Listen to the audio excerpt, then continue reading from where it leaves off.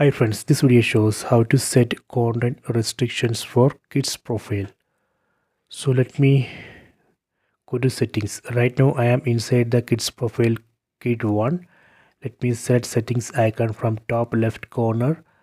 Then enter Google pin because this profile is locked. Now you are seeing profile settings. Here select content restrictions. Then select movies. Here you can see the ratings. Here we can say let's allow only the movies rated U or UAS, or we can set allow all movies including unrated. That also we can set. See, select it and select allow. See, let me set it back to you. So this way we can set content restrictions. So please try this. I hope you have enjoyed this video. Please subscribe this channel. Please like and share the video.